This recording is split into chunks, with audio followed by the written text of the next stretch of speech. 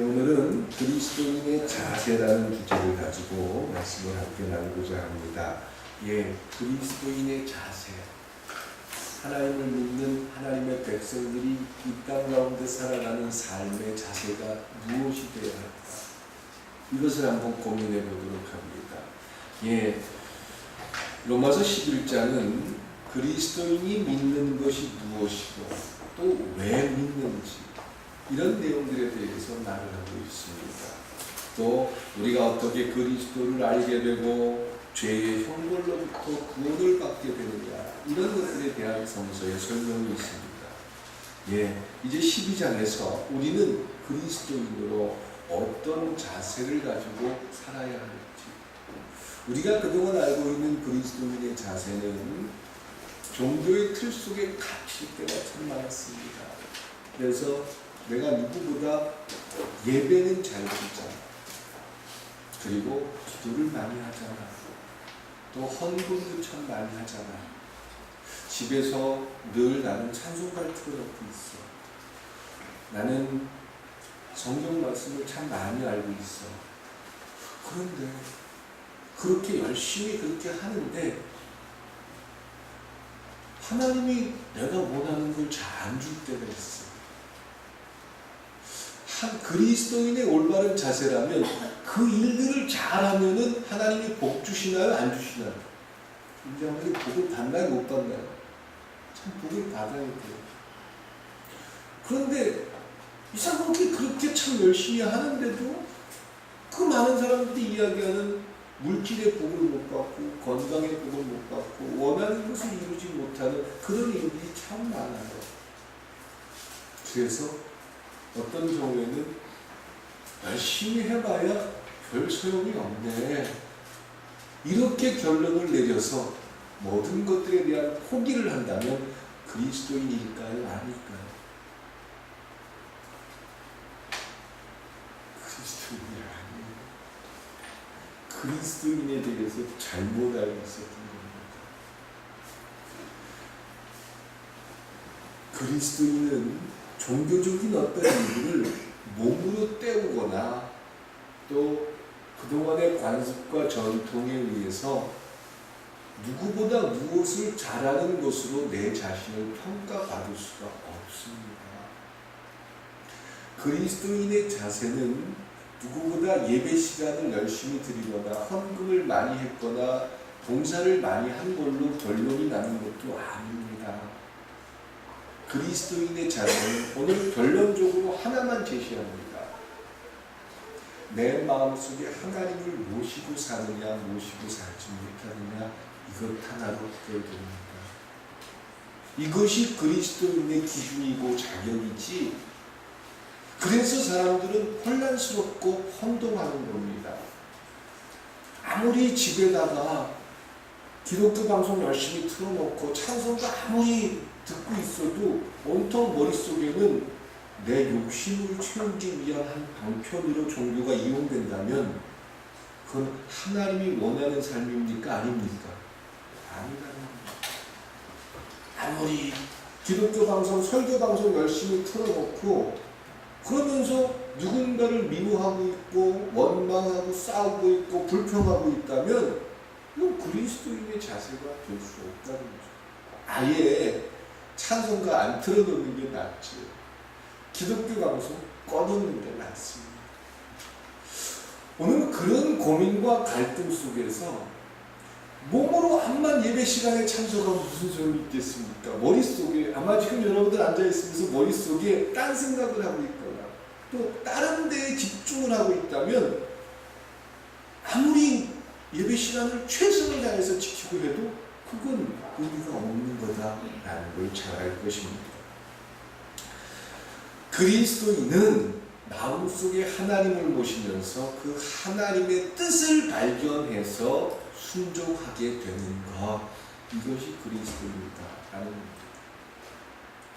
어떤 사람들도 그 하나님의 뜻을 알기 때문에 예배에 최선을 다하게 되고 자꾸 마음속에서 고민과 갈등이 있으니까 찬송가를 틀어놓고 하나님 왜 나는 이렇게 누군가를 미워하죠? 내 마음속에 이렇게 불평이 많죠? 그러면서 찬송을 찬송을 들으면서 나를 순종시키기 위해서 찬송을 부르게 되는 거고, 말씀을 보면서 그 말씀 안에서 난 왜 이렇게 안 되지요? 이런 갈등과 고민을 뛰어넘게 되는 과정들, 이것이다라는 겁니다. 어떻게 하면 하나님의 뜻을 찾고 어떻게 하면 그 하나님의 뜻대로 행할 수 있을까? 이것을 고민하고 있다면 여러분들은 그리스도인이십니다. 근데 내가 누구보다 잘하고 있어. 나는 교회를 참 사랑하고 있어. 나보다 교회를 위해서 열심히 하는 사람이 있으면 나와보세요 라고 생각한다면 교회를 사랑하고 교회를 지키는 자는 될 수 있지만 그리스도인은 아니다. 예. 그래서 바울은 오늘 제시하기를 여러분의 몸을 하나님이 기뻐하시는 거룩한 산 제물로 드리는 것이 그리스도인입니다 라고 제시합니다. 영적 예배다, 산 제물이다, 이런 얘기를 들으니까 예배를 열심히 드리고 예배에 참석하는 것, 물론 맞기도 하고 틀리기도 합니다. 근데 중요한 것은 하나님은 우리의 영혼만, 우리가 살아가는 삶하고는 상관없이 나중에 죽고 나서 우리의 영혼이 하늘나라에 가는 것에만 관심을 두지 않으셨다는 겁니다. 하나님의 관심은 우리가 우리의 생을 다 마감하고 하늘나라에 가는 그 과정도 중요하지만 이 땅에 살아가면서 어떤 모습으로 살아가는지에 대해서 굉장히 관심이 많으십니다. 그리고 하나님이 인류를 만들어 놓고 제일 먼저 하신 말이 보시기에 좋았더라. 그리고 이 땅에 풍성하게 축복이 있기를 하나님이 원하신다라는 겁니다. 축복이, 하나님의 복을 누리는 삶을 살기를 하나님이 기대하신다라는 거예요. 그런데 이걸 엉뚱하고 잘못 받아들이고 이해를 하게 되면 내 하나님을 만들어버리게 되고 무당처럼 하나님을 잘못 섬기는 결과에 이를 수 있다라는 겁니다. 예, 하나님은 우리의 육과 영 모두를 구원하셨지 우리의 육이 어떻게 살든 어떤 모습을 갖고 어떤 죄를 짓든 상관없이 우리의 영혼만 구원받으면 돼. 그렇지 않다는 겁니다. 그래서 그리스도인이 되어서 우리가 그리스도인으로 살아가는 것은 주일날 하루만 지키는 걸로 되는 게 아니더라고요.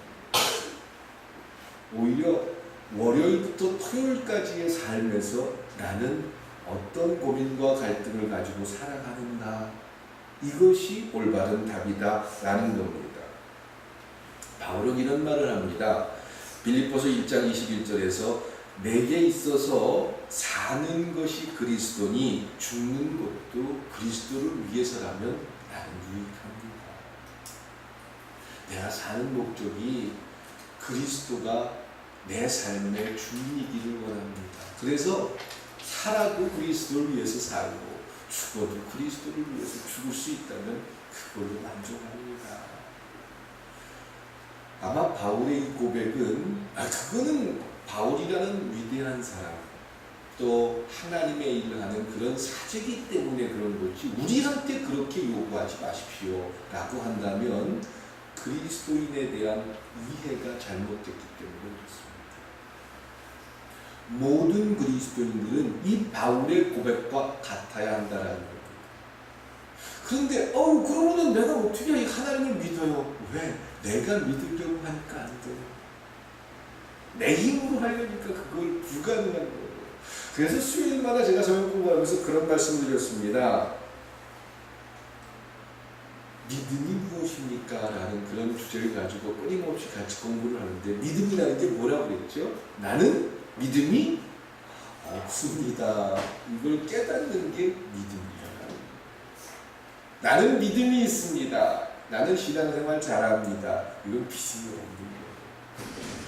나는 믿음이 참 없습니다. 이걸 깨달아서 하나님이 나를 통해서 하실 수 있습니다. 가능성을 열어놓는 것. 내가 순종할 수 없기 때문에 순종하게 되는 것. 하나님의 뜻을 아는데 하나님의 뜻대로 해야 되는 걸 아는데 그게 잘 됩니까? 안 됩니까? 안 돼요. 그게 잘 되면 사람의 힘을 가지고 충분히 하나님을 섬길 수 있어요. 그 사람의 인품이나 성격과 능력을 가지고 충분히 하나님을 복되게 할 수도 있어요. 근데 우리 인간은 그렇게 못합니다. 할 수 없는 일들을 하게 하는 것, 이것이 믿음이요 하나님의 뜻이고, 그 일들에 순종하게 될 때 비로소 하나님이 주시고자 하는 것을 받게 되는 겁니다. 하나님 준비하고 계시고, 성서의 수많은 사람들을 보십시오. 이 룰과 원칙이 분명하게 적용됩니다.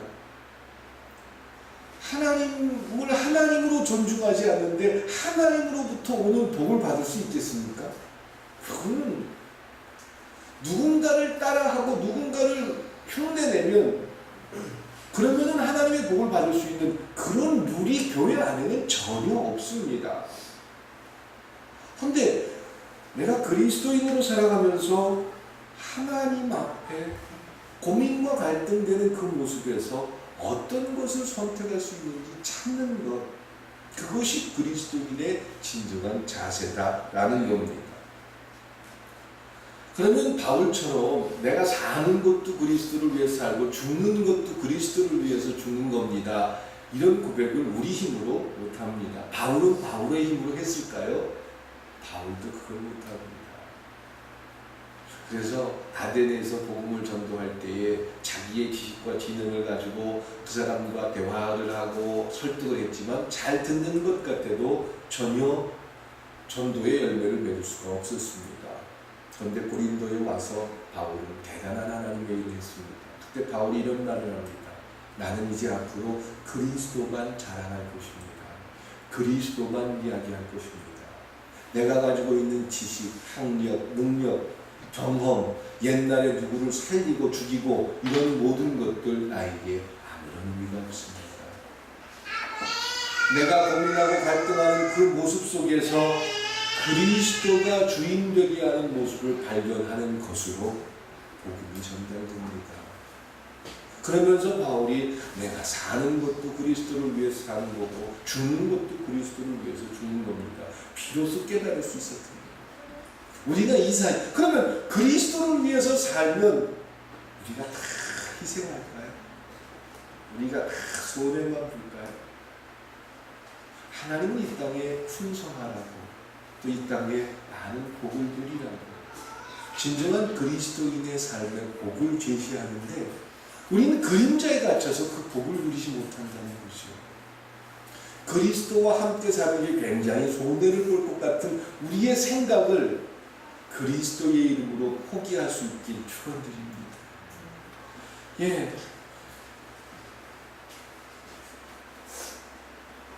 우리가 그리스도인으로 살아가는 우리의 삶에서 참 우리는 많은 열정과 성실을 놓칠 때가 많아요. 옛날 우리 권사님들, 장로님들 계시지만 옛날 시대에 보면 집에서 그 부엌신, 무슨 신 섬길 때가 있습니까? 없습니까? 그래서 뭐 북어를 걸어놓기도 하고, 유도장에 북어 끼었죠? 네. 뭐 어디에다가 뭐 부엌신이 있다, 뭐 무슨 신이 있다 그래가지고 뭐 이렇게 걸어놓기도 하고, 또 저희 할머니는 무당을 얼마나 잘 섬기셨는지 매일 새벽 4시가 되면 겨울에도 찬물로 냉수욕을 하고, 왜 뜨뜻한 물로 하면 안 되는지 모르겠어요. 찬물로 해야 된대요. 영하 10도 이상 떨어질 때도 찬물로 목욕을 하고 정화수를 떠놓고 열심히 가족을 위해서 비는 그런 모습을 참 어릴 때 많이 봤습니다. 그 과거에 그 많은 어른들은 왜 그렇게 했죠? 가정을 지켜야 한다는 그냥 그들의 마음들이 알고 있는 지식을 동원해서 그들의 신에게, 산신령에게, 부엌신에게, 북어신에게, 여러 가지 신에게 자기들의 소원을 비는 모습이었습니다. 가정을 그렇게 중요하게 생각했다라는 겁니다. 그런데 요즘 세대들을 보면 가정이라는 데는 잠깐 와서 하숙생처럼 밥 먹고 가고 잠자는 그런 곳이지, 이 가정을 지키고 가정을 위해서 무엇을 해야겠다라는 생각을 참 많이 잃어버리는 것 같습니다. 이 세대를 본받지 말고 우리가 따라가야 할 모습이 있다면, 우리가 거룩한 산 제물을 드릴 수 있는 곳이 있다면 교회가 아닙니다. 여러분들의 가정이 될 수 있길 주님의 이름으로 축원드립니다. 교회는 그 가정을 통해서 하나님의 뜻을 실현하고 끊임없이 갈등과 고민의 과정을 겪다가 방향을 제시받고 고민과 갈등 속에서 하나님이 원하는 것을 발견하는 장소가 여러분들의 교회가 되고, 하나님 앞에 여러분들의 성적표를 내어놓는 장소가 교회가 될 수 있길 축원드립니다. 거룩한 산제물로 드려지는 곳은 여러분들의 가정이 될 수 있길 축원드립니다. 가정 안에서 어떤 자세와 어떤 모습으로 살아가는, 장로님들은 가정에서 장로님처럼 살아갈 수 있길 축원드립니다. 교회에서만 장로님이 돼서는 안 돼요. 그렇다고 거룩하게 앵거리, 그게 아니지요. 장로는 뭐 하는 거지요? 죄송하지만 교회를 섬기고 지키는 최고의 위치에 오른 사람들이 장로님입니다.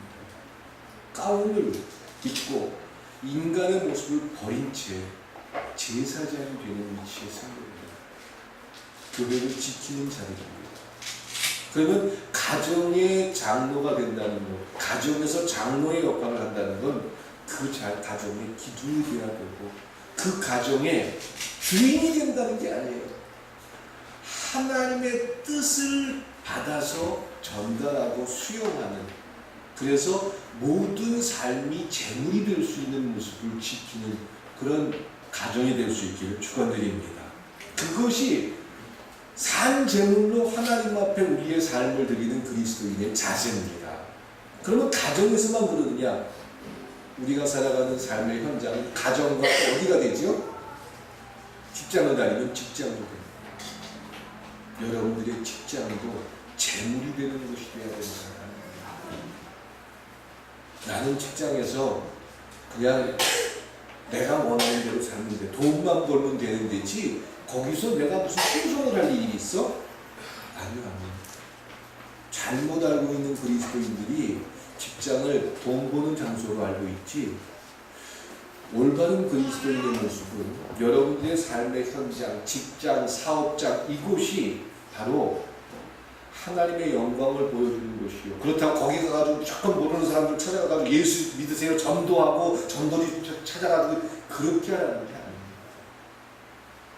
가장 자리에서 최선을 다하고 하나님이 원하는 일들을 발견해서 그 속에서 최선을 다하는 모습을 갖는 것이 그리스도인의 자세가 될 수 있기를 주님의 이름으로 축원드립니다.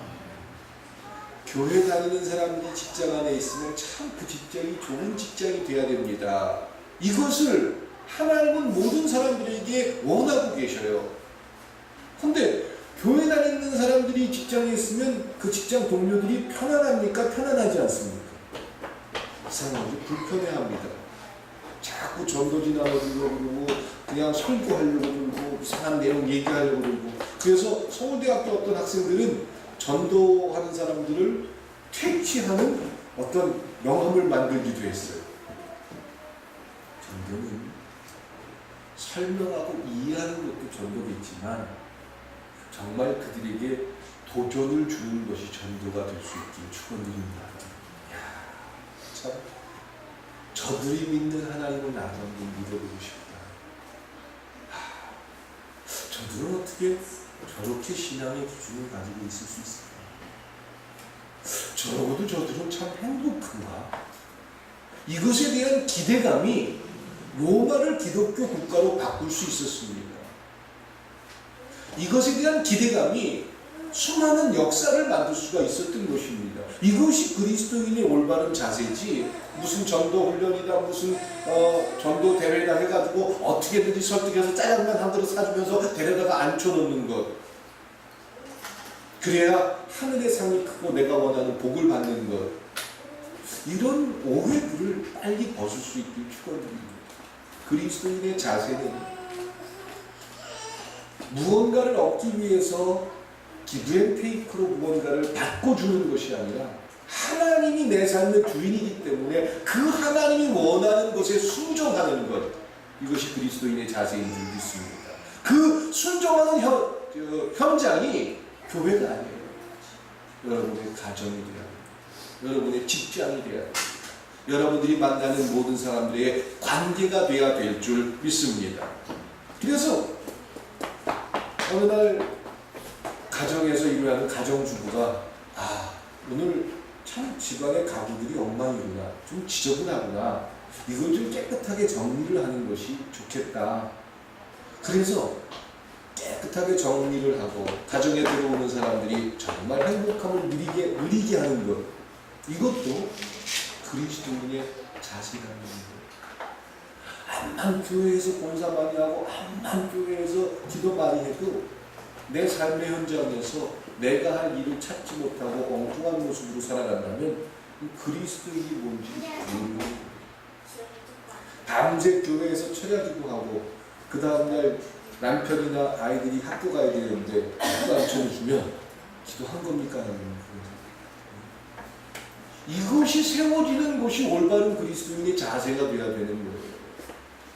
예, 베드로는요 밤새 고기를 잡으려고 애를 썼는데 고기를 한 마리도 잡지 못했어요. 너무 허탈하고 힘이 들었어요. 그래서 이제 되돌아오는데 예수님이 그런 베드로를 보고 다시 한번 가서 저 깊은 곳에 가서 그물을 내려봐라. 밤새 해봤지만 허탕이었어요. 근데 한 젊은 사람이 저 깊은 곳에 가서 한번 그물을 내려보십시오. 그래도 저기 김광과사님 낚시 좋아하셨죠 예전에? 그럼 그 고기 나오는 포인트가 있죠? 그래서 산과 뭐가 연결되고 뭐 이렇게 그늘이 지고 막 이런 그런 자리가 있습니다. 민물 낚시 하시는 분들. 그런데 그런 포인트를 베드로보다 잘 알겠습니까? 근데 베드로는 자기의 상식과 이성을 뛰어넘고 순종합니다. 아마 그런 생각일지도 모르겠어요. 그래, 한번 믿어보자. 아니면 나가가지고 너 혼난다 나한테, 이런 생각일지도 모르죠. 그래 알았어, 한번 해보지 뭐. 밤새 한 마리도 못 잡고 해보지 뭐. 그리고는 깊은 데 가서 그물을 내립니다. 새벽에 물가 나옵니다. 깊은 데 없어요. 헌데 그물이 찢어질 정도로 물고기를 잡습니다. 엄청난 돈을 벌게 됐습니다. 세상적인 기준을 가진 사람들이라면, 야! 저 사람만 데리고 가면, 저 사람이 하라는 대로만 하면 되겠다, 이런 생각이 들 거예요. 현대에 적용을 해도 마찬가지일 겁니다. 베드로가 예수 말만 들으면 부자 돼야 안 돼요. 어마어마한 부자가 되는 거예요. 어부가 어디 가서 내리라고 거기에 그냥 물고기가 잔뜩 있으니까. 베드로가 예수님에게 찾아가서 고맙습니다. 이야, 앞으로 당신이 하라는 대로 할 테니까 나 좀 도와주십시오. 근데 베드로는 어떻게 했죠? 우리가 생각하는 그대로 했나요? 왜 베드로는 엉뚱한 표현을 하죠? 물고기 잡은 걸 다 버립니다. 내팽개칩니다. 그리고 살면서 물고기를 잡는 게 중요하지 않다는 것을 그는 깨닫습니다. 그리고는 예수님에게 가서 나를 떠나십시오. 나는 당신과 함께 있을 수가 없습니다. 아니, 예수님을 데리고 가면 교회만 잘 다니고 신앙생활만 잘하면 내가 원하는 거 다 이룰 수 있는데, 지금 베드로는 제발 날 좀 떠나십시오. 제가 감당할 수가 없습니다. 또 거꾸로 얘기한단 말이에요. 왜 그렇죠? 왜 그렇게 했을까요? 상식적으로 우리가 생각하고 우리의 기준대로, 우리가 그동안 신앙의 기준과 가치를 가지고 살아간 우리의 모습을 보면 당연히 예수님이 쫓아다니면서 한 번만 사인을 주고 한 번만 신호만 하면 부자 되고 큰 교회 질 수 있고 이런데, 베드로는 엉뚱하게 나는 죄가 많습니다. 날 떠나십시오. 이렇게 얘기한단 말이에요. 왜 그러냐? 그가 누군지 알아. 그분이 어떤 분인지 알겠습니다. 우리가 혼란스럽고 그리스도인의 자세를 분명히 가지지 못하는 가장 중요한 이유는, 신앙생활하면서 착각하는 가장 중요한 이유는 하나님이 누군지 모르기 때문이었어요. 하나님이 누군지, 그리스도인의 삶이 무엇인지 이제 경험하고 배우기 시작한다면 아마 우리는 베드로 같은 고백을 하게 될 거예요. 내가 감당할 수 없습니다. 솔직한 내 마음입니다. 그러면서 다윗은 무슨 말을 합니까? 제발 내 마음속에, 내가 어떤 죄에 대한 대가를 치를 수 있지만 내 마음속에 뭐만큼은 뺏어가지 마세요. 하나님이 알고 있는 그 마음만큼은 뺏어가지 마세요. 내가 범죄해서 어떤 사람을 죽게 했고 또 여자를 품었고 정말 너무나도 잘못된 죄를 졌습니다. 하나님 앞에 어떻게 회개해야 될지 모르겠습니다. 그 일로 내 자식이 죽었습니다. 근데 하나님 딱 하나님, 하나님이 믿어지는 이 마음만큼만 가져가지 않습니다. 어떤 형벌도 어떤 것도 제가 발견했습니다. 그 하나님이 믿어지는 그 마음, 끊임없이 내 속에서 갈등하고 고민하지만, 그리고 끊임없이 하나님과 반대로 설 때가 많지만 하나님이 믿어지는 그 마음이 그리스도인의 분명한 자세가 될 수 있게 축원드립니다. 어떤 종교적인 행위들, 누구보다 열심히 기도하고 누구보다 열심히 봉사하고 누구보다, 그런 모든 것들은 그 하나님을 인정하는 자세에서 나오는 고백이요, 내 자신을 뛰어넘는 나의 신앙인 줄 믿습니다. 그런 것들이 기준이 돼서는 안 된다는 거죠. 저 사람은 누구보다 기도를 많이 했대, 저 사람은 누구보다 헌금을 많이 했대, 누구보다, 그것이 기준이 돼서는 하나님을 믿는 그 신뢰의 마음이 얼마나 컸으면 누구보다 헌금을 많이 할까, 누구보다 저렇게 기도를 많이 할까, 누구보다 저렇게 헌신을 많이 할까, 그것으로 효용되는 모습이 될 수 있기를 축원드립니다. 예, 참된 예배, 영적인 예배, 이것을 바울은 이야기합니다. 이 세대를 본받지 않아야 합니다. 이 세대를 따라가서는 안 됩니다. 적극적으로 이 세상에서 하나님이 주는 그 마음들에 순종하는 모습을 발견하는 것이 이 땅 가운데 그리스도인의 자세가 되어야 됩니다. 라고 제시합니다. 예. 그러면 어떻게 하나님이 원하는 뜻인지 아닌지 구별할 수 있을까? 결론적으로 이걸 말씀드립니다. 간단히 말하기는 어렵습니다. 일반적으로 말하면 어떤 일들이 나를 기쁘게 하는 것인지 하나님을 기쁘게 하는 것인지 구별할 수 있을까요? 없을까요? 그건 구별할 수 있어요. 나를 기쁘게 하는 일인지 하나님을 기쁘게 하는 일인지 구별할 수 있습니다. 그럴 때 내게 손해가 될지라도 하나님을 기쁘게 하는 일에 편에 설 수 있길 축원드립니다. 이럴 때 하나님의 뜻이 구별된다라는 것입니다. 한 설교가가 밤중에 배를 타고 항해를 하고 있었대요. 근데 그 배에는 많은 사람들이 타고 선장이 탔는데 그날따라 밤이 컴컴하고 달빛도 어둡고 도대체 앞을 구별하기 힘들 정도로 컴컴했대요.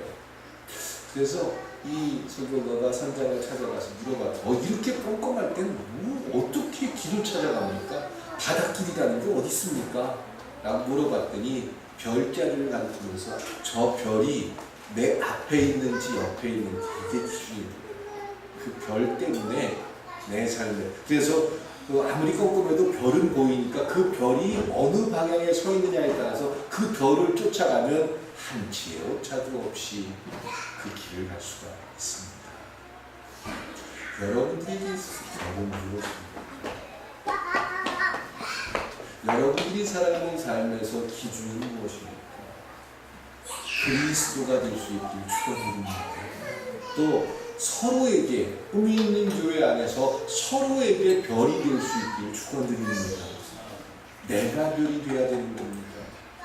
저 사람이 별이 되시면 안 돼요. 내가 별이 되어야 돼요. 꿈이 있는 교회 목사가 별이 되드릴게요. 여러분들이 좀 날 좀 보고 따라오세요. 그래서 신앙의 분명한 구별과 기준을 내려서 하나님이 원하는 걸 발견하고 하나님이 주고자 하는 걸 좀 누릴 수 있길 축원드립니다. 저는 꿈을 참 많이 가지고 있습니다. 그 꿈을 단순히 욕심과 또 인간적인 생각이 아니에요. 저 공부 많이 한 거 혹시 아세요? 목회하면서 책을 만들고 나름대로 공부를 참 많이 했다고 저는 자부합니다. 어떤 목사님들하고도 공부한 부분에 대해서는 저는 좀 교만하지만 좀 많이 했습니다. 근데 공부를 많이 했으니까 하나님의 뜻을 잘한다, 이런 말은 절대 아닙니다. 저는 그 속에서 하나님이 주는 꿈이 무엇인지를 알고 있습니다. 최소한 제 후계자한테 제가 워낙 어떤 사람한테 교회를 넘기겠다 이런 생각을 해본 적이 없습니다. 세습하겠다는 생각도 없습니다. 또 제가 재정에 대해서 욕심을 내본 적도 없습니다. 어떻게 하면 하나님이 우리 성도들의 가정과 또 그들이 살아가는 삶에서 복을 누릴 수 있을까, 이것이 제 숙제고 제 목회의 결론입니다. 하나님의 복을 누려서 이 땅에 저는 여러분들의 손에 의해서 고아원 하나만 만들어줬으면 좋겠어요. 이제 나이가 저도 50이 넘었습니다. 이제 앞으로 목회를 하면 몇 년 하겠습니까? 그 기간 동안 여러분들이 복을 누려서 멋진 고아원을 하나 지어주고 제가 일찍 자원 은퇴해서 저는 고아들과 하나님의 일을 계획하는 게 제 2의 계획입니다. 그 일들을 여러분들을 통해서 있게 하기를 저는 간절히 소망하고, 오래전에 하나님께서 비전을 보여주셨습니다. 그 과정 속에 어렵고 힘든 일이 있다는 것도 잘 압니다. 가슴으로 안고 싶습니다. 그것이 제가 이겨내야 할 일이라면 이겨내겠습니다.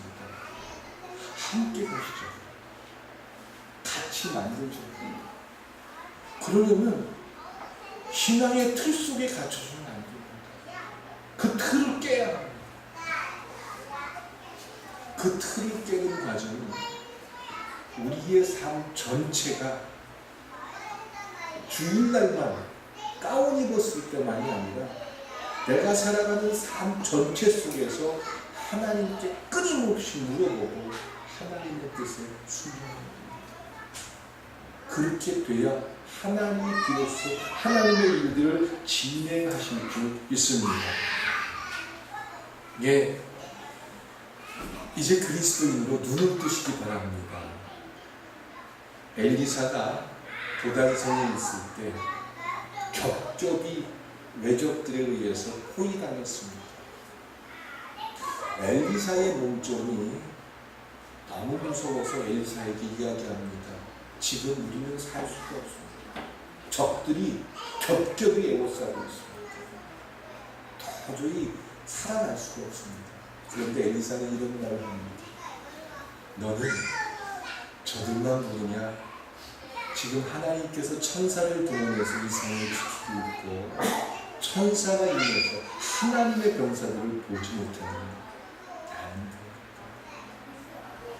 나는 신뢰합니다.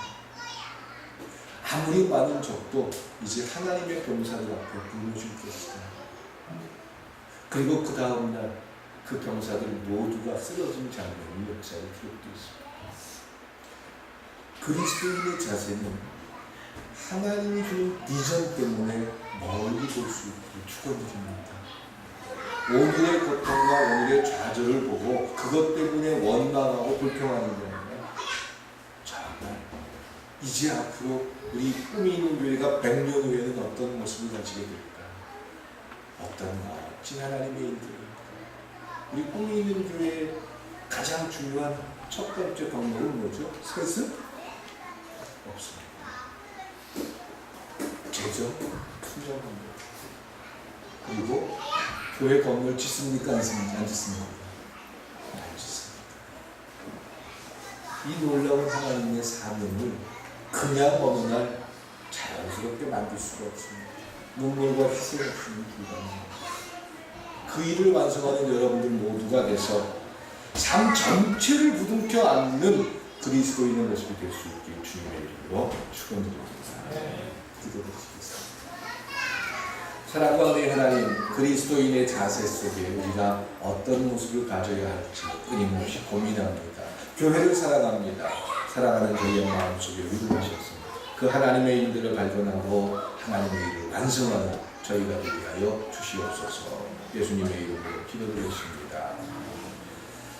찬송가 400장 찬양을 드시면서 준비하신 내용을 하나님께 드립니다.